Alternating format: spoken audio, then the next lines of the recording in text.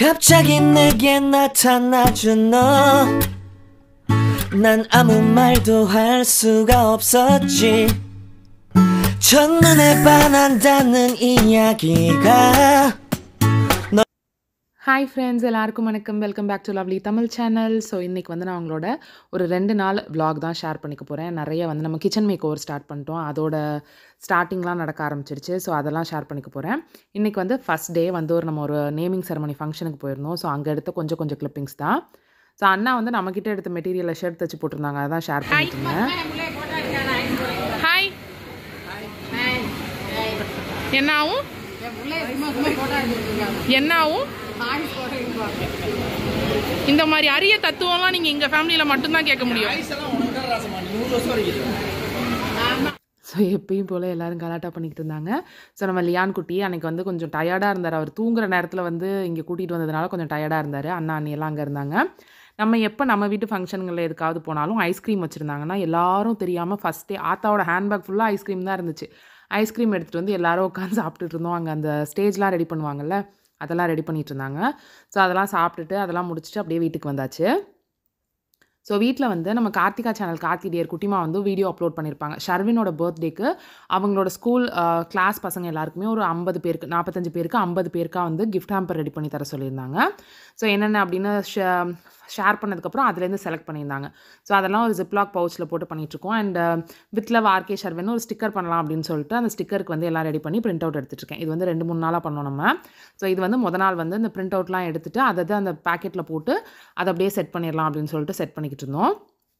Once இதெல்லாம் ஒரு மத்தியானம் வரைக்கும் நடந்துச்சு. ஃபங்க்ஷனுக்குலாம் போயிட்டு வந்து நடந்துச்சு. அப்புறம் அன்றைக்கி 2 லான்ச் வீடியோ வந்து எடுக்கிற மாதிரி இருந்துச்சு. ஸோ இதெல்லாம் முடிச்சிட்டா தான் மறுபடியும் நம்ம கிச்சன் ஒர்க் ஸ்டார்ட் பண்ணல கொஞ்சம் ஃப்ரீயாக இருக்கலாம் அப்படின்னு தோணுச்சு. ஸோ அதனால் லான்ச் வீடியோ ஒரு காட்டன் அப்புறம் வந்து ஒரு ஷிஃபான் ஃபேப்ரிக் 2மே எடுத்தோம். ஸோ எல்லா ஃபேப்ரிக் எடுக்கையிலையுமே நம்ம வந்து ஒரு model pictures model dress stitch பண்ணிப்போம். இது வந்து நான் ஸ்டிச் பண்ணியிருந்தது straight top. So next top இதுதான். ட்ரெஸ் மட்டும் தான் மாற்றிருக்கேன். இது வந்து சரி இது வேண்டாம். மற்றபடி மேலே இருக்கிற கொண்டை அவ்வளோதான். இதுக்கும் வந்து லான்ச் வீடியோவும் அப்புறம் வந்து மாடல் பிக்சர்ஸும் எடுத்துட்டோம்னா இன்னைக்கு வந்து ஷூட் வந்து அவ்வளவுதான். இது 2 மட்டும் பண்ணோம்னாலே இது 2ஐயும் நாங்கள் உருப்படியாக முடிச்சோம்னாலே இன்னைக்கு வந்து சக்ஸஸ்ஃபுல்லான டே தான்.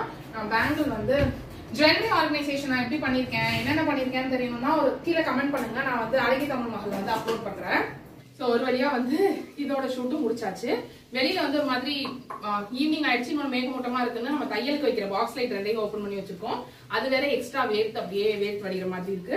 ஒரு தடவை வெறும் ஒரு 10 ஃபேப்ரிக் தான் 10 ஃபேப்ரிக்கா தான் லான்ச் பண்ணுவோம். எல்லாத்தையும் ஒன்னா லான்ச் பண்ண வேணாம்னு அந்த 10 ஃபேப்ரிக்கு வந்து இங்க எவ்வளவு பெரிய கும்பு, இது என்னது, இங்க எவ்வளவு பெரிய என்ன உஷா சொல்லுவாங்க மேடு, இங்க எவ்வளவு பெரிய மேடு சேர்ந்து வச்சிருக்கு பாருங்க. இது எல்லாத்தையுமே மடிச்சு திருப்பி அதோட இடத்துல வைக்கணும். இது எல்லாமே ஏற்கனவே பிக்சர்ஸ் எடுத்தாச்சு. பிக்சர்ஸ் எடுத்து ஒரு ஃபேப்ரிக்கும் ஒரு 3-4 இதில் ஒரு ஃபேப்ரிக்கும் ஒரு 3-4 டைப்ல பிக்சர் எடுத்து அதை ரீசைஸ் பண்ணி அதை அப்டேட் பண்ணி அதெல்லாம் முடிச்சுட்டு அதுக்கப்புறம் தான் லான்ச் வீடியோ யூஸ்வலா எடுப்போம். எடுத்தாச்சு. காஃபி வந்துருச்சு. குடிச்சிட்டு அடுத்த வேலையை பார்க்கலாம். இன்னொரு லான்ச்சுக்கு நாங்கள் எதுவும் தச்சு வைக்கலங்கிறதுனால லான்ச் எடுக்கல.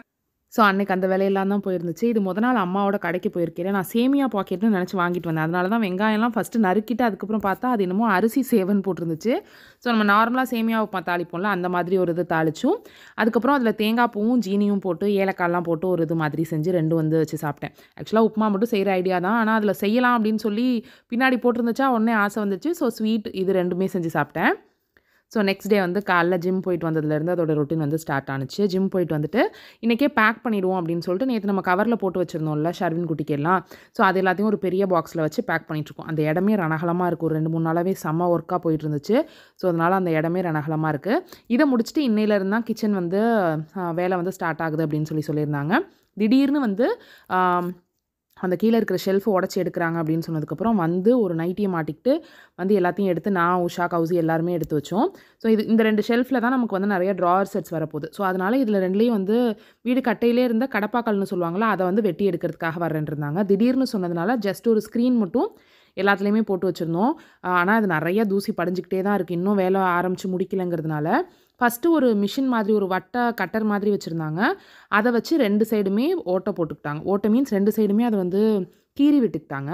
அதுக்கப்புறம் சுத்தியல் வச்சு தான் அடிச்சு எடுத்தாங்க.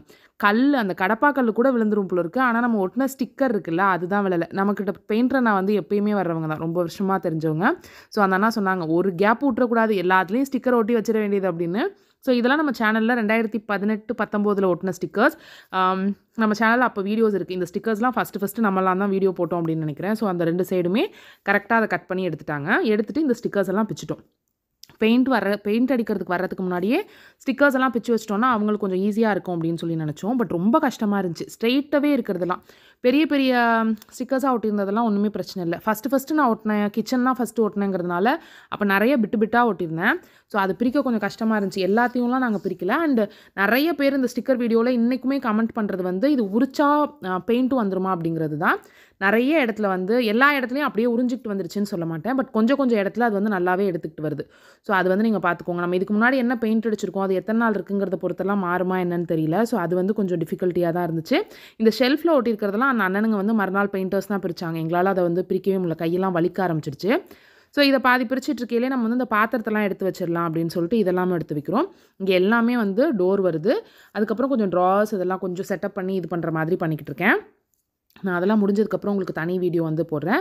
பட்ஜெட்டோட வேணுமா அப்படிங்கிறத கீழே கமெண்ட் செக்ஷனில் சொல்லுங்கள். முடிஞ்சிச்சுன்னா நான் அந்த மாதிரியும் வந்து அப்லோட் பண்ணுறேன். ஸோ இங்கெல்லாம் நான் என்ன பண்ண போகிறேன் அப்படிங்கிறத வந்து உங்கள்கிட்ட சொல்லிக்கிட்டு இருக்கேன். ஸோ இது எல்லாத்தையுமே எடுத்துகிட்டு வந்து இந்த ஆஃபீஸ் ரூமில் வச்சாச்சு. கொஞ்சம் பாத்திரம் டீக்ளட்டர் பண்ணணும், கொஞ்சம் வாங்கணும், அந்த மாதிரி இருக்குது. நம்ம வந்து மாடுலர் கிச்சன் போகிறோம். இது மாடுலராக செமி மாடுலரான்னு தெரில. பட் அந்த மாதிரி போகிறோங்கிறதுனால சிம்னி வைக்கலாம் அப்படின்னு சொல்லி பிளான் பண்ணோம். ஸோ சிம்னி வைக்கிறதுனால மேலே நம்ம எக்ஸாஸ்ட் ஃபேன் இருக்கிற இடத்த ரிமூவ் பண்ணிவிட்டு அதுக்குள்ளே அந்த அலுமினியம் குழா மாதிரி ஒன்று இருக்குல்ல, அது வச்சிடலான்ட்டு. ஸோ அதனால் இந்த இடத்துல இருக்கிற ஜன்னலை வந்து க்ளோஸ் பண்ணிடலாம் அப்படின்னு சொல்லிட்டாங்க. ஸோ அதுக்கு நம்ம வந்து ப்ளைவுட் வாங்கியிருந்தோம். ஸோ ப்ளைவுட் 39க்கு 40 இன்ச் அப்படிங்கிற மாதிரி இருந்துச்சு நம்ம ஜன்னல். ஸோ அதை வச்சு ஜஸ்ட் ப்ளைவுட் வச்சு அப்படியே வந்து உங்களுக்கு சுற்றி அந்த ஜன்னல்லையே ஆணி அடித்து அதை வந்து கவர் பண்ணிட்டாங்க. இது வந்து எலிக்கா அந்த பிராண்ட்லேருந்து வாங்கியிருந்தேன். ஜஸ்ட் அமேசானில் ரிவ்யூ பார்த்துட்டு பட்ஜெட் 10,000 ரூபாய் இருந்துச்சு. அதுக்குள்ளே வாங்குவோம் அப்படிங்கிற மாதிரி பிளான் பண்ணேன். இது வந்து 11,000 சம்திங் வந்துச்சு ஆஃபர் போக. இது வந்து இந்த ஆட்டோமேட்டிக் மாடல்னு இருந்துச்சு. ஆட்டோ க்ளீன் மாடல் அப்படிங்கிற மாடலில் இருந்துச்சு. ஸோ அதனால் இதை வந்து செலக்ட் பண்ணேன். இது கொஞ்சம் ஈஸியாக இருக்கும். அப்புறம் அந்த 90 சென்டிமீட்டரில் இருந்துச்சு. நம்ம அடுப்பை விட கொஞ்சம் பெருசாக இருக்கும் அப்படின்னு சொல்லி நான் யூடியூப் வீடியோஸ் பார்த்தேன். எனக்கு இதை பற்றிலாம் பெருசாக சத்தியமாக ஐடியாவே கிடையாது. இதுக்கு முன்னாடி நம்ம வீட்டில் சிம்னியெல்லாம் கிடையாது. ஸோ இது பார்க்கையில் ஜஸ்ட் என்ன இருக்கும், ஒரு பேசிக் மாடல் பார்க்கலாம் அப்படின்ட்டு பார்த்தா அந்த பட்ஜெட்குள்ளே எது இருந்துச்சோ அதை இது பண்ணியாச்சு. ஸோ இது வந்து மேலே புகை எப்படி போகுது அப்படின்னு சொல்லி நான் கையில் பார்த்துட்ருக்கேன். அந்த பிவிசியில் ப்ளைவுட் அடிச்சுட்டு அந்த ப்ளைவுட் மேலே இந்த சிம்னி வச்சு செட் பண்ணிட்டாங்க. இது எல்லாமே நம்ம எலக்ட்ரிஷியனை தான் செட் பண்ணி கொடுத்தாங்க. அதுக்கு அங்கேருந்தெல்லாம் எதுவும் ஆள் வரல. ஸோ இது வந்து 2வது நாளுங்கிறதுனால இன்றைக்கி இந்த மளிகை பொருளெல்லாமும் எடுத்துடலாம். அங்கே வந்து ஸ்டிக்கர் வந்து கிளிக்க வந்துடுவாங்க அப்படின்னு சொல்லிட்டு அதெல்லாமும் எடுத்து வச்சிட்டோம். ஸோ ஒரு மாதிரி ரணகாலத்துக்குள்ளே இருக்கிற மாதிரி இருக்கேன். இன்னும் வந்து டோர் வேலை வந்து ஸ்டார்ட் பண்ணல. மேபி நாளைக்கு தான் வருவாங்க. இப்போ நான் வாய்ஸ் ஓவர் கொடுத்துட்ருக்கிறதுக்கு நாளைக்கு தான் வருவாங்கன்னு நினைக்கிறேன். ஸோ இந்த இங்கே வந்து பெயிண்ட் எல்லாத்தையுமே பிச்சுட்டு அந்த ஸ்டிக்கர் எல்லாத்தையுமே உரிச்சிட்டு ஃபஸ்ட்டு இந்த தேய்ப்பாங்கல்ல அந்த மாதிரி தேய்ச்சி எடுத்துக்கிட்டாங்க. அதுக்கப்புறம் இவ்வளோ பேப்பர் இவ்வளோ ஸ்டிக்கர் இருந்துச்சு. ஒட்டுறப்பையும் கஷ்டமாக தான் இருந்துச்சு. ஏன்னா ஃபஸ்ட்டு ஒட்டினேன் அப்படிங்கிறதுனால. ஆனால் இவ்வளோ கஷ்டமாக இல்லை. சின்ன பிட்டாக வந்துச்சு. நீங்கள் பார்த்தாலே தெரியும். ஃபுல்லாக அப்படியே பெயிண்ட் உறிஞ்சிக்கிட்டு வரல. ஆனால் அந்தந்த இடத்துல போயிருக்கு. ஸோ இவ்வளோ ஸ்டிக்கரையும் எடுத்தாச்சு. எடுத்ததுக்கப்புறம் அது கொஞ்சம் பிசுன்னு இருந்துச்சு. ஸோ அப்படியே பெயிண்ட் அடித்தா ஒட்டாதுன்னு தின்னர் அப்புறம் மண்ணெண்ணெய் 2மே வச்சு அதை ஃபுல்லாகவே தொடச்சி எடுத்தாங்க. தேய்ச்சிட்டு அதுக்கப்புறம் தின்னரும் மண்ணெண்ணையும் வச்சு தொடச்சி எடுத்தாங்க. ஜஸ்ட் நீங்கள் ஏதாவது பண்ணுறீங்க, நீங்களாவே டிஐஒயாக பண்ணுறீங்கன்னா உங்களுக்கு யூஸ்ஃபுல்லாக இருக்கும் அப்படிங்கிறதுக்காக தான் சொல்கிறேன். அந்த ஜன்னலை நம்ம அடைச்சிட்டோம் அப்படிங்கிறதுனால எக்ஸ்ட்ரா 2 டியூப் லைட் வந்து ஆட் பண்ணியிருக்கோம். அப்புறம் வந்து எல்லாமே ஒயிட்டாக போயிடலாம் அப்படின்னு சொல்லிட்டு பெயிண்ட்டு அப்புறம் நம்ம பண்ண போகிற பிவிசி எல்லாமே ஒயிட் தான். ஒயிட்டில் வந்து கொஞ்சம் உங்களுக்கு ஒரு மாதிரி டெக்ஸ்சர் இருக்கிற மாதிரி செலக்ட் பண்ணியிருக்கேன். அது ஓப்பன் பண்ணையில் கண்டிப்பாக உங்களோட நெக்ஸ்ட் வீடியோவில் ஷேர் பண்ணிக்கிறேன். ஸோ இந்த ஜன்னல் விண்டோ எல்லாத்தையுமே ஒயிட்டாக மாற்றிடலாம் அப்படின்னு சொல்லிட்டு ஒயிட் பெயிண்ட் வந்து ஸ்டார்ட் பண்ணிட்டாங்க. ஸோ இங்கே பெயிண்ட் பண்ணையிலே வந்து மாடியும் பெயிண்ட் பண்ணிடலாம் அப்படின்னு நினச்சோம். நம்ம மாடி வந்து வாட்டர் ப்ரூஃப் பெயிண்ட் வந்து அடிச்சிருந்தோம். ஏன்னா நிறையா செடி வைக்க போகிறோம். இந்த மாதிரி தான் இருக்குது. பெயிண்டிங் முடிஞ்சு இப்போதைக்கு இப்படி தான் இருக்குது கிச்சனு.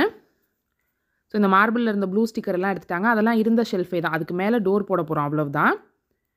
ஸோ மாடியில் வந்து நம்ம நிறைய செடி வைக்க போகிறோம் அப்படிங்கிறதுனால நம்ம அந்த மாடி பில்டிங் கட்டையிலே லாஸ்ட் டைம் கட்டையிலேயே கீழே வந்து வாட்டர் ப்ரூஃப் பெயிண்ட் மட்டும் அடிச்சிருந்தோம். அது வந்து ஒயிட் கலரில் தான் இருந்துச்சு. அதுக்கு மேலே திருப்பி டெரக்கோட்டா கலர் அடிக்கணுங்கிறது எனக்கு தெரியல. அதனால் நான் வாட்டர் ப்ரூஃப் பெயிண்டோடய விட்டுட்டேன். அது வந்து ரொம்ப நடந்து ஒரு மாதிரி அழுக்காக இருக்கிற மாதிரி இருந்துச்சு. அதனால் அதுக்கு மேலே டெரக்கோட்டா அடிக்கலாம். அதையும் நான் வந்து யூடியூப்பில் தான் பார்த்தேன். அதுக்கு என்ன பண்ணலாம் அப்படின்னு சொல்லி பார்க்கல. நிறைய பேர் வந்து பால்கனி மேக் ஓவர் அப்பெல்லாம் போட்டிருப்பாங்கல்ல, அதில் 2-3 பேர் இந்த மாதிரி வாட்டர் கோட்டிங் அடிச்சுட்டு அதுக்கப்புறம் இந்த டெரக்கோட்டா பெயிண்ட் அடித்தாங்க. ஸோ அதை பார்த்துட்டு இப்போ பெயிண்ட் அடிக்கலே அடிச்சிடலாம் அப்படின்ட்டு எங்கெல்லாம் அந்த வாட்டர் ப்ரூஃப் பெயிண்ட் அடிச்சிருந்தனோ அங்கே எல்லாத்தையுமே அவங்களே வந்து க்ளீன் பண்ணி அடித்து கொடுக்க சொல்லிட்டேன். ஸோ அதுவும் வந்து அந்த வேலையும் வந்து பெயிண்டிங் வேலையும் நடந்துச்சு. ஸோ இது மேலே அடித்ததுக்கப்புறம் எங்களுக்கே ரொம்ப பிடிச்சிச்சு வந்து உட்காரத்துக்கு. இதெல்லாம் அந்த ஒயிட் மட்டும் இருக்கையில் ரொம்ப சும்மா கால் வச்சாலே அது வந்து ரொம்ப இதாகிற மாதிரி இருந்துச்சு. ஸோ இந்த மாதிரி தான் நீட்டாக வந்து ஃபினிஷ் பண்ணாங்க. ஸோ அதுக்காக நாங்கள் அந்த ஸ்டாண்டில் வச்சுருந்த செடியெல்லாம் தூக்கி அந்த கட்டசவருன்னு சொல்லுவோம்ல அது மேலே எடுத்து வச்சுருந்தோம். ஸோ இந்த மாதிரி தான் இருக்குது. கீழேயும் பெயிண்டிங் ஒர்க் வரைக்கும் முடிச்சிருக்கு, மேலேயும் பெயிண்டிங் ஒர்க் முடிச்சிருக்கு. அந்த கிரில் வந்து நான் வெர்டிக்கல் கார்டன் வைக்கலாம் அப்படின்னு சொல்லிட்டு கிரில் செட் பண்ணியிருக்கேன். ஆனால் இன்னும் வெர்டிக்கல் கார்டன் வைக்கல.